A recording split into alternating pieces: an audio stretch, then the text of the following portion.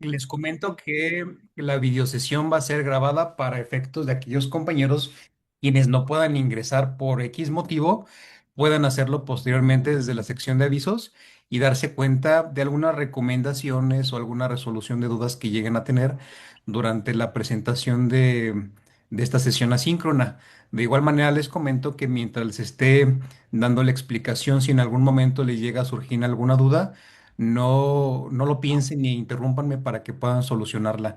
Al final de cuentas, esta es la misión y visión de la UPEC, el hecho de que nosotros podamos interactuar de cierta forma con ustedes, justamente para la resolución de dudas.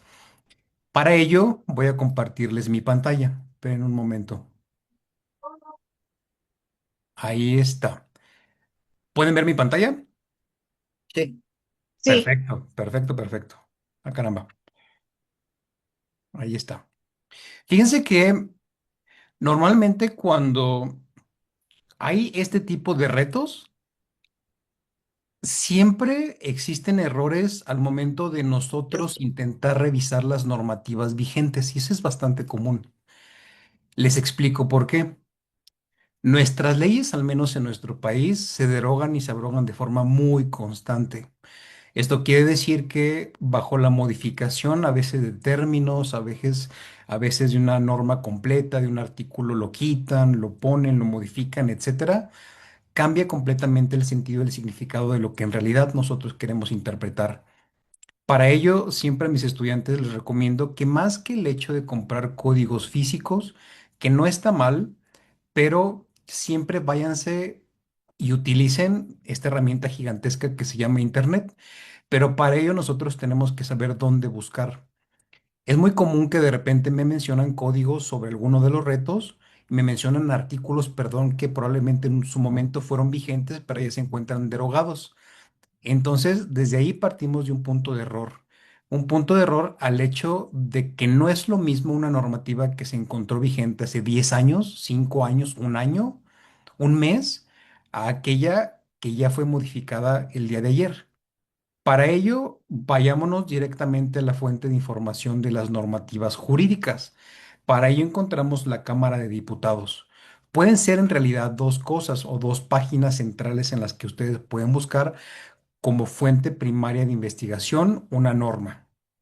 Evangelina, buenas tardes. Como fuente primaria de investigación una norma. Puede Muchas ser, gracias, buenas noches. hola, hola, buenas noches. Puede ser como número uno la Cámara de Diputados, como bien se lo menciono, o número dos, las legislaturas de los congresos locales. Ahí está, por ejemplo, la legislatura del Congreso local del Código de Procedimientos Civiles del Estado de Guanajuato. ¿Cuál es la diferencia, por ejemplo, si de repente yo busco la normativa en internet y pongo Código de Procedimientos Civiles del Estado de Guanajuato? Me van a aparecer infinidad de información, infinidad de páginas que pueden justamente presentar estas normativas. Pero yo como estudiante de derecho tengo que tener la certeza que la información que estoy presentando va a ser la última, va a ser la vigente y va a ser la actual. Para ello, ¿de dónde emanan las leyes? La palabra fuente proviene del latín fontis, que significa donde surge, donde emana. Las leyes en nuestro país emanan de la Cámara de Diputados. Entonces, si nosotros en un buscador literalmente colocamos Cámara de Diputados, nos aparecerán las leyes federales vigentes. Nosotros al darle clic nos van a aparecer todas las leyes federales que se encuentran vigentes en nuestro país, al menos en la República Mexicana, todas las normativas. Si se dan cuenta, son pero verdaderamente cuantiosas, son muchas. Aquí encontramos una nueva ley, Ley de Planeación y Transparencia Energética, que apenas literalmente fue creada el 18 de marzo del 2025, por lo cual no se encuentra ninguna reforma. Pero ¿cuál es la diferencia? Por ejemplo, si yo quiero consultar la Constitución o nuestra Carta Magna, que tendré la certeza que la última reforma se presentó el 15 de abril del 2025 y posterior a ella no ha habido otras modificaciones de ley. ¿Por qué? Porque un solo artículo, un solo artículo no me refiero al numeral, sino un artículo, es decir, los que se modifique o se cambie en la ley, va a cambiar completamente el significado. Inclusive por eso en las normativas APA, si tuvieron la oportunidad de leer ya la séptima edición, la cual pueden encontrar en la sección de visos de la plataforma, y en general las leyes no se parafrasean. Es decir, si bien una normativa como tal no tiene derechos de autor porque está para libre público, eh, no es correcto que nosotros las normativas las parafraseemos. ¿Qué es parafrasear? Ah, yo entendí que el artículo quiso decir esto. ¿Por qué? ¿Por qué no es correcto hacer eso? Porque si yo coloco algo distinto, puedo cambiar el significado completo de lo que quiso poner o quiso colocar el juzgador. Para ello, siempre es recomendable que coloquemos el artículo completo o semicompleto. Ahorita les voy a explicar a qué me refiero con semicompleto. Ahora, para el reto número uno que nos habla sobre juicios de paz, vamos a hablar un ratito sobre juicios de paz. Para ello, me dice que yo consulte, número uno, el Código de Guanajuato, el Código de Procedimientos Civiles del Estado de Guanajuato, y como número dos, yo elija un estado que sea de mi interés, que me llame la atención, o aquel donde resido. Sin embargo, se está obviando que si yo resido en Guanajuato, no puedo volver a elegir el estado de Guanajuato porque no puedo comparar dos cosas similares. Eso es muy, muy común que de repente pase.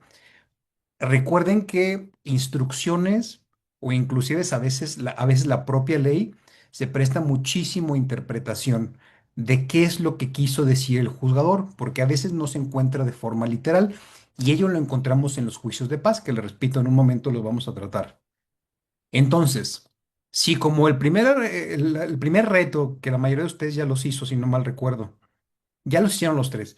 Si no mal recuerdo, en el artículo primero nos habla, por ejemplo, de juicios de paz, pero te piden que consultes la normativa de Guanajuato. Entonces, me voy a ir al apartado que dice estados, donde me aparecerán las 32 entidades federativas que existen en nuestro país, para que yo elija el estado que yo quiera consultar, las normativas que yo quiera consultar. Por ejemplo, para el estado de Guanajuato, le doy clic en el estado de Guanajuato y me van a aparecer las legislaturas y si se fijan, 108 leyes, 6 códigos, 6 reglamentos, 15 estatutos y lineamientos, que es lo que existe al menos en Guanajuato. Y aquí ya las encontramos desglosadas y volvemos a lo mismo.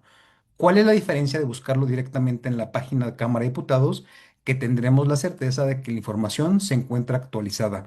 Pero le repito, no es la única página, también se puede consultar directamente en los congresos locales. Si nosotros colocamos Código de Procedimientos Civiles del Estado de Guanajuato, legislatura local, va a aparecer la legislatura local. Recuerden que existe esta, vamos a llamarle autonomía legislativa en cada entidad federativa, por lo cual cada estado tiene sus propias normativas. Ahora, vámonos a los juicios de paz, qué es lo que a nosotros nos compete, qué es lo que nos está requiriendo. Imaginemos que ya localizamos nosotros el Código de Procedimientos Civiles del Estado de Guanajuato. Aquí nos iremos a códigos. Localizaremos el Código de Procedimientos Civiles del Estado de Guanajuato. Entonces, ahora es cuestión de buscar los juicios de paz. Les voy a mostrar un ejemplo, una actividad de un compañero o compañera que ya hace muchos módulos atrás envió, y lo cual se me hizo completamente incorrecto la elaboración. Y les voy a explicar por qué. Los juicios de paz, a veces nosotros tendríamos que buscar las terminologías en diccionarios jurídicos. Inclusive en la sección de avisos les hice llegar un diccionario jurídico para que de repente busquen algunos términos que como abogados tenemos muy particular, un arraigo muy particular que a veces no compartimos con los demás. ¿En qué sentido? Por ejemplo, auto, procedimiento, promoción, son cosas que no se utilizan con el acervo, el léxico cultural muy tradicional, sino que son nuestras terminologías. Sin embargo, hay otras palabras u oraciones que nosotros podríamos entender con mucha facilidad, como por ejemplo los juicios de paz. ¿Qué es un juicio de paz? Aquellos juicios especiales, hay que subrayar esta parte, juicios especiales en los cuales literalmente no existe una eh, controversia entre dos partes. en la mayoría de los casos. ¿Por qué no existe una controversia? Porque, por ejemplo, si quiero modificar la rectificación de un acta de nacimiento respecto a algo o a un nombre, ¿con quién va a haber una discusión directa en el sentido de que no puede haber una demanda, una denuncia, dependiendo sea el caso y dependiendo sea la materia, puesto que no hay un juicio contencioso entre dos personas, entre dos partes? Es algo que se lleva mucho más a la ligera y tiene una de las facilidades que son mucho más dinámicos. Dinámico en el sentido que son mucho más rápidos. Y en el resto de los juicios se darán cuenta que la mayoría son así, que la mayoría pretende que los procedimientos sean abreviados, no todos, sean abreviados. Sin embargo, le recuerdo y le reitero que en cada entidad federativa existe esta autonomía legislativa en donde en cada estado tiene su propio código, código de procedimientos, tiene sus propias leyes, sus propias normativas. Entonces, lo que me funciona a mí en Guanajuato, probablemente a Lupita, a Evangelina, a Jorge, a Jacel no le funcione. ¿Por qué? Porque son de otras entidades diferentes. Entonces, si yo abro el Código de Procedimientos Civiles del Estado de Guanajuato, se darán cuenta, vamos a esperar un momento que abra, se darán cuenta, aquí lo voy a descargar en PDF, que si busco en el artículo 23, habla de los jueces menores. Dice, jueces menores son competentes para conocer exclusivamente de negocios contenciosos cuya cuantía no sea mayor de la cantidad que resulte por multiplicar por 2000 la unidad de medida de actualización. Y ustedes se preguntarán, ¿pero qué tiene que ver un juicio de paz con un juicio menor? Muy sencillo. En algunas entidades no se les conoce como juicios de paz, sino se les conoce como juicios menores. Y en otros estados no se encuentran en el Código de Procedimientos, sino tendríamos que irnos a las legislaturas locales de los congresos para poder ver, para a la legislatura, a la ley orgánica del Poder Judicial del respectivo estado, perdón, porque se encuentran unidos los respectivos códigos. Es por ello la diferenciación que si de repente, por ejemplo, yo busco en el estado de Guerrero, si no mal recuerdo es el estado de Guerrero, de Quintana Roo, perdón, es el Código de Procedimientos Civiles del estado de Quintana Roo, no se encuentra al principio, se encuentra, si se fijan, se encuentra prácticamente hasta el final un apartado especial de juzgados menores de la justicia de paz. En este estado decidieron que por las características fenomenológicas y las características sociales que existen, sí deberían tratar en específico los juicios de paz o los juzgados de paz, que les reitero, a veces se conocen como menores, a veces se conocen como de justicia de paz, a veces como justicia alternativa, etcétera. Son como entidades similares, pero con nombres diferentes. Por eso les digo que en muchas ocasiones cuando nosotros hacemos la comparativa en este tipo de retos, se presta muchísimo a la interpretación. ¿Por qué? Porque tenemos, si no la encontramos de forma literal, entonces tenemos que ver la estructura en cuál podría entrar, porque en todos los estados de la República existen los juicios de cuantía menor, los juicios menores o de justicia de paz. Mande, Jorge, ¿quieres decir algo? No, no, profesor, Veo, gracias. veo que encendiste tu micrófono. Pero adelante, le repito, si tiene alguna duda en algún momento, háganlo, por favor. Y esa es una de las características que ustedes como estudiantes de derecho, ya cuando sean profesionistas, tienen que cumplir. Es decir, que tienen que tener la cultura de leer e interpretar la información. Porque es muy diferente de repente poner aquí en el buscador, ay, si nos están pidiendo justicia de paz, pues le pongo paz y comienzo a ver todo lo que tenga que ver o todo lo relacionado con justicia de paz, a ver dónde se establece la cuantía para los juicios de paz. Y no es así. Cuando se encuentra la información, se tiene que leer y para poderse interpretar. Esa es la parte central de ustedes como estudiantes, la interpretación de la información. ¿Por qué se los digo? ¿Por qué les digo que tiene que ver con la, con la interpretación de información? Porque si le pongo juicio menor, van a aparecer 99 resultados. No voy a estar buscando 99 resultados de juicios menores, sino que para ello me voy a ir prácticamente al final, donde se encontraba la información. Más pero un momento para poderla localizar. ¿Se fijan? Ya pasamos todos los procedimientos, todo el resto de la información del código.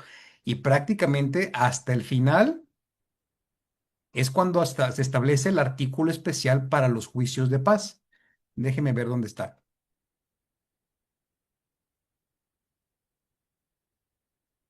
Espérame poquito. Acá está. Acá está. Los juicios de paz. Le repito, este estado, literalmente los legisladores decidieron que iba a haber justicia de paz porque es mucho más común entre su ciudadanía. Sin embargo, de repente me pide, además de la cuantía del procedimiento para los juicios de paz, me pide que yo revise el procedimiento. ¿Qué es lo que tengo que hacer? Si en el código me está estableciendo literalmente la justicia de paz, lo más común y lo más lógico es que posterior a esta información comience a tratarse el procedimiento. ¿Se fijan? Aquí luego estamos hablando del emplazamiento.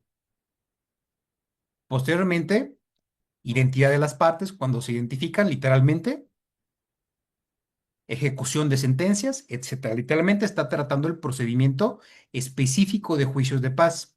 Ah, caray, pero resulta que yo consulté el código para el estado de Guerrero, que es este que está aquí.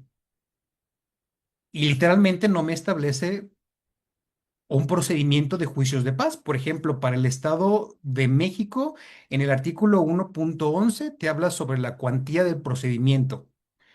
Entonces, de repente no sé qué procedimiento agarrar. Si no se establece un procedimiento especial para los juicios de paz, tenemos, número uno, que localizar el procedimiento para los juicios de menores, que es la otra forma en la cual nosotros podemos interpretar esta información. O si no se encuentra, literalmente, el procedimiento del juicio en general. Porque recuerden, nosotros nos guiamos por las normativas vigentes. Oiga, profesor, pero resulta que yo investigué en el autor de Pina Vara o investigué en el libro de Oxford de tal jurista famoso, etcétera, y menciona que el procedimiento es así. Pero recuerden que estamos buscando en una entidad en específico, es decir, en un estado en específico. Por lo cual tenemos que buscar el procedimiento a llevar, porque de repente puede hacerse oral en el estado de Quintana Roo y resulta que en Guanajuato ya no es oral y resulta que en el estado de México ni siquiera lo encontramos o en Aguascalientes, que es un poquito más complicado el procedimiento. Entonces, se presta muchísimo a la interpretación. Por ello, le reitero, las normativas tenemos que encontrarlas siempre en páginas oficiales vigentes. Esa es una ley, debe de serse así, porque de repente me ponen páginas como Justia, por ejemplo, o derivado de algún libro, etcétera, pero la información tiene que estar vigente. ¿Por qué le digo que tiene que estar vigente? No sé si están enterados, si no les comento que ya existe, ya entró en vigencia un Código Nacional de Procedimientos Civiles y Familiares, en el cual va a unificar literalmente los códigos de los 32 estados para formar uno solo. Los va a unificar, los va a homologar, hacerlos bolita y para que todos los abogados tengamos la oportunidad de tocar las normativas directamente de un solo código. Entonces, si yo de repente me voy a Guerrero, ya tenga que utilizar el código nacional, porque es nacional, y no tenga que buscar, por ejemplo, ya en un apartado especial para Guerrero, para Michoacán, para Guanajuato, para Veracruz, etcétera. Un código nacional. ¿Cuál es la diferencia del código nacional? Que este vamos a hablar mucho más adelante de él porque es gigantesco. El Código Nacional de Procedimientos Civiles comenzó a crearse desde el 2019, desde septiembre de 2019. Comenzaron a modificar algunos artículos de nuestra Carta Magna, de nuestra Constitución, para que esto pudiera crearse. ¿Cuál es la diferencia del Código Nacional al resto de los códigos o al Código Federal que ya tenemos vigente? Si recuerdan en el reto número uno, también en el apartado de embargos y en el otro de tercera, de oposición de terceros a la ejecución, dice, a ver, compara Guanajuato con otro estado que tú elijas y el Código Federal. Pero si ya tenemos un Código Federal, ¿por qué un Código Nacional? porque se va a unificar y todo lo que se conocía en el Código Federal se va a adaptar a este nuevo código, haciendo un montón de modificaciones. ¿Cuál es la modificación central de este Código Nacional? El cero papel. En México, de repente los procedimientos o la mayoría de los procedimientos, literalmente utilizamos papel desde el momento que nosotros presentamos un escrito en oficialidad de partes o presentamos el inicio de la demanda en oficialidad de partes, llevamos nuestro documento en físico, pero no estamos en absoluto habituados o no estamos acostumbrados el hecho de no utilizar papel y que todo sea de forma digital. Es o va a ser este código un monstruo gigantesco que va a comenzar a aplicarse en todas las entidades federativas de forma progresiva conforme a cada estado o conforme cada entidad o cada estado tenga la posibilidad de hacerlo. ¿Por qué? Porque es la extinción de juzgados, la presentación de nuevos y extinguir un juzgado es cosa titánica. Ahora bien, se establece como fecha de entrada a vigor y aplicación general nacional obligatoria el 1 de abril del 2027 y nosotros pensaremos, falta un montón para el 2027. Sin embargo, en la Ciudad de México ya comenzó a aplicarse el Código Nacional y literalmente en la primera etapa la pausaron, literalmente la cortaron de tajo porque no se encontraban preparados para todas las modificaciones que van a presentar durante este tipo de retos. Les digo una modificación muy rápida, así algo que se me viene a la mente. Eh, Específicamente todo lo que conlleva el Código Nacional, que es un apartado muy grande. Siempre me gusta abordarlo en la segunda sesión orientativa porque me gusta darle la entrada para que ustedes puedan leer algo, puedan documentarse y de repente tratar algún tipo de dudas. Porque le repito, va a ser ustedes van a tener la ventaja de que van a entrar en una normativa vigente diferente pero con un procedimiento que ya se ha tratado en otros países y que ha funcionado. En el reto 4 me voy a adelantar un poquito. En el reto 4 te piden que elabores un video. El 4 entregable, el que me tienen que mandar. Que elabores un video. Este video tiene que ser o tienen que elegir uno de dos temas. Número uno, juicio de estado de interdicción. Número uno, o juicio número dos, juicio hipotecario. El juicio de estado de interdicción es cuando una persona que es un ebrio consuetudinario, una persona que es, por ejemplo, habituada a uso de drogas enervantes, una persona quien de repente cayó en estado vegetativo. Imagínense de repente un supuesto. De forma hipotética, vamos a platicar algo. Juan sufre un accidente, cae en estado vegetativo completamente.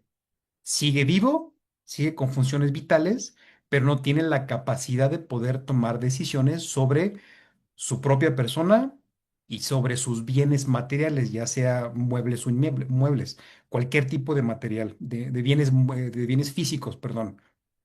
Pero resulta que nunca se casó, nunca tuvo hijos y familia indirecta es la única que se encuentra cercana a él. La pregunta aquí legal sería quién se va a hacer cargo de él y de la toma de decisiones en sus bienes para que pueda o se tome la mejor decisión. Eso es un estado de interdicción. Cuando un juzgador establece un tutor o un curador, que estos van a variar de acuerdo al estado, para que tome las mejores decisiones, que no necesariamente tiene que ser un familiar. A veces la mejor persona para toma de decisiones a veces es un vecino y eso lo determina el juez. Pues resulta que en este nuevo Código Nacional eso lo van a derogar completamente, lo van a quitar, lo van a eliminar. Se va a sustituir por una figura llamada de apoyo extraordinario, figura de apoyo extraordinario, en la cual se intenta respetar hasta el último punto los derechos humanos, porque algunos juzgadores planeaban o planteaban que la elaboración, que la perdón, planteaban algunos jugadores que el estado de interdicción era completamente violatorio a los derechos humanos porque alguien más estaba tomando decisiones sobre ti. Aunque es un poco incongruente, pero es la fase o una de las partes evolutivas que va a tomar el Código Nacional para que pueda crearse y en un futuro aplicarse y que ustedes van a tener esa ventaja. Cuando yo estudié en la universidad, cuando yo egresé, apenas estaba gestando los juicios orales, por ejemplo. Sin embargo, cuando yo egresé, cuando ya fue la aplicación general en 2014 de los juicios orales en nuestro país, resulta que yo no me estaba preparado porque yo egresé de la universidad sin tener los fundamentos básicos de ello. Me tuve que preparar de forma anexa para poderlo hacer y recuerdo muy bien que el primer caso que llevé fue sobre una remisión parcial de la pena, en un caso penal, cuando aún no me especializaba yo en derecho familiar. Sin embargo, fue algo completamente diferente y ustedes, les repito, tendrán la ventaja de que poco a poco se les va a ir hablando y tratando sobre las modificaciones de los nuevos códigos que vienen a surgir. Ahora, ¿hasta aquí tienen alguna duda? Jorge, Lupita, Evangelina, Jacel, ¿tienen alguna duda? Sí, yo me estoy Dime. deteniendo un poco en el reto uno. Sí, Nada más me falta lo de la terciaria. Nada más que yo estoy buscando en el de Código Procedimientos Civiles de Michoacán y ajá. hay una donde dice que es capítulo 2 de las terciarias excluyentes y coadyuvantes, Fíjate, algo así. sí, se llaman terceras excluyentes de dominio. Fíjate que, le repito, en cada estado tiene esta autonomía legislativa. Permítanme un momentito, perdón, perdón. En cada estado Listo. En cada estado hay esta autonomía legislativa. En algunos estados encontramos de forma literal la oposición de terceros a la ejecución. Es decir, cuando una persona que no está en un procedimiento de dos partes, de repente intenta entrar y va a entrar porque le compete algo de lo que está sucediendo. En algunos estados, por ejemplo en Guanajuato, se encuentra literalmente en el artículo 470 y 471, si no mal recuerdo, que habla sobre este tipo de procedimientos. Sin embargo, en Michoacán no los vas a encontrar así. Se encuentran justamente como tercerías excluyentes de dominio o tercerías excluyentes, que es justamente lo que mencionas, Lupita, que básicamente es cuando una persona de repente se le llama a juicio sin deberla ni temerla. Te pongo un ejemplo muy claro que de repente sucede en la vida cotidiana. Yo saqué un préstamo, resulta que ese préstamo ya no es, eh, ese préstamo ya caducó la fecha límite de pago, pasaron algunos años, nunca hice algún pago, no llegué a algún arreglo con una institución financiera y resulta que proceden al embargo. Entonces, yo vivo en la casa de mis papás, vienen a embargar las cosas de mis papás, creyendo que son mis pertenencias porque yo soy la persona deudora.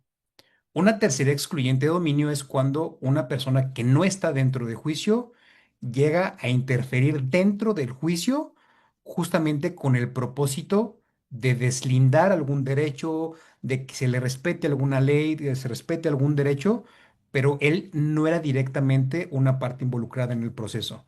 ¿Me explico, Lupita? Entonces te recomiendo que coloques eso. Sí, es que en una dice que, aunque en el artículo 901 dice las terciarias coadyuvantes Coadyuvantes. pueden proponerse en cualquier juicio, sea cual fuere la acción que en él se ejecute, y cualquiera que sea el estado en que se encuentre, con tal de que aún no se haya pronunciado sentencia que causa ejecutoria. Eso, eso colócalo. Sí, ok, Sí, gracias.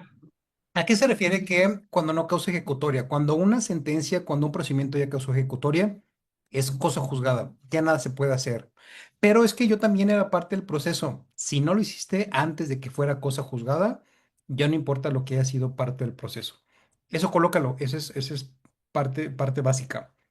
Nos faltan poco menos de 9 minutos para que termine la sesión. Por lo general acostumbro a hacerlas en Teams porque tenemos un poco más de tiempo. Sin embargo, he tenido algunos problemas con la cuenta y específicamente para poder videograbar las sesiones. Sin embargo, no va a ser la única videosesión, eso se los aseguro. Antes de concluir, fíjense que en estos retos que me han estado enviando, de repente noto que utilizan generadores de citas. Los generadores de citas son una herramienta excelente para poder generar citas, literalmente, referencias, porque existen infinidad de referencias y estas, imagínense, son todas las formas en las que se pudiera citar. Sin embargo, la forma más habitual o la más conocida es APA séptima edición, que ya se encuentra actualizada. Esta normativa APA, la séptima edición, la pueden encontrar en la sección de avisos de la plataforma. Ahí se las hice llegar para que ustedes la consulten y vean cuál es la diferencia con la sexta.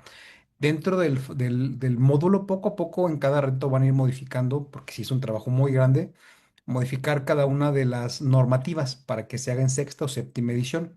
Entonces, son algunas diferencias ahí clave que existen en la elaboración de ambos. Sin embargo, si van a utilizar un generador, que sea como apoyo a la normativa APA general. No lo usen.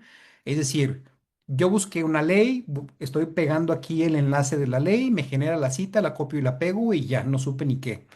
¿Por qué? Porque en muchas ocasiones, al ser una fuente indirecta, tiene errores. Y esos errores, porque de repente la fecha de publicación o la fecha de consulta me las ponen en inglés cuando no debe de ser inglés si la fuente directa de información no deriva de este idioma. Entonces, por ello se lo retacho.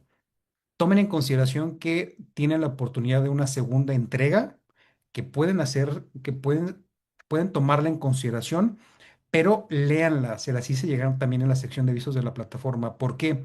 Porque la segunda entrega no es hasta siempre, no es hasta el último día de reto.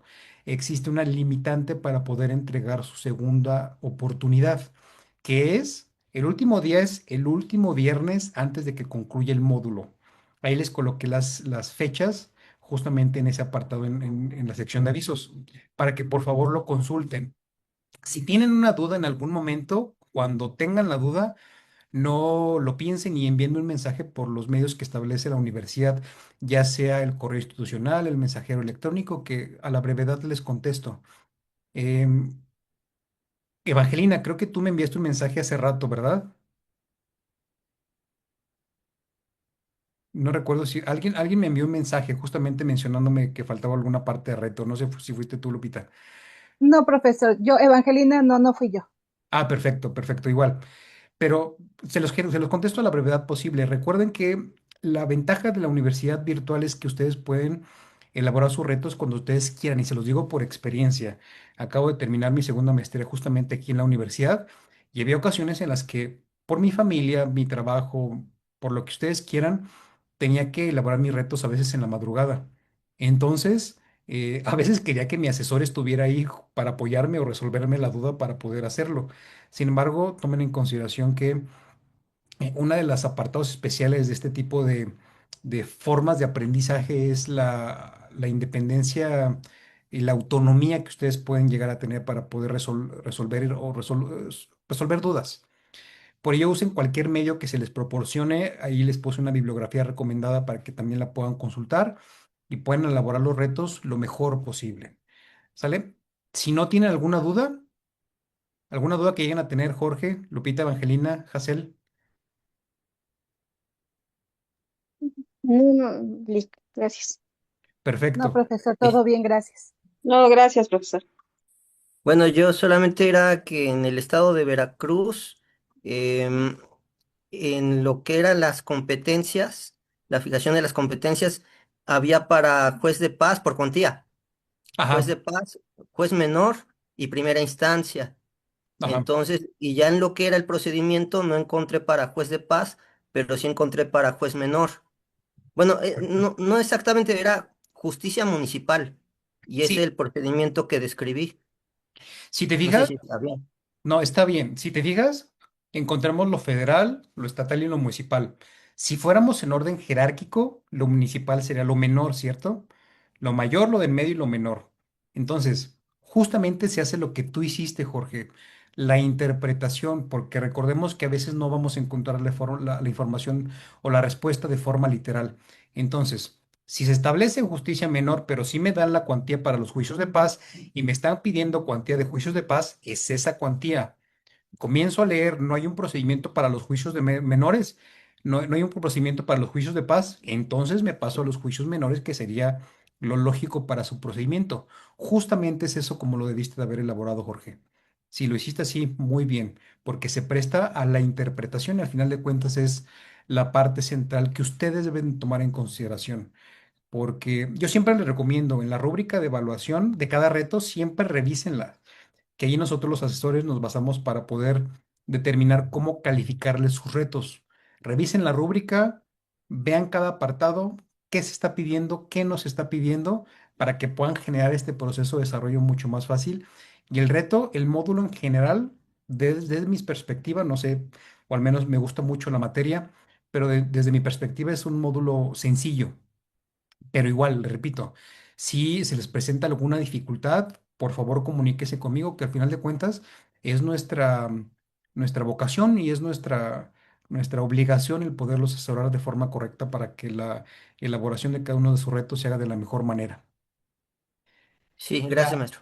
por nada, Jorge. La próxima videosesión va a ser el próximo sábado. Espero poder programar una entre semana para tratar alguno de los otros retos o igual, si hay alguna duda, me la hagan saber. Les deseo una excelente tarde-noche y espero que se encuentren muy bien y nos vemos muy pronto. Gracias, Gracias profesor, igualmente. igualmente. Gracias, maestro. Buenas noches. Gracias. Igual que tengan una excelente noche. Hasta luego. Hasta Hasta luego, luego. profesor, gracias. Hasta luego, compañero. Hasta luego. Hasta luego, todos.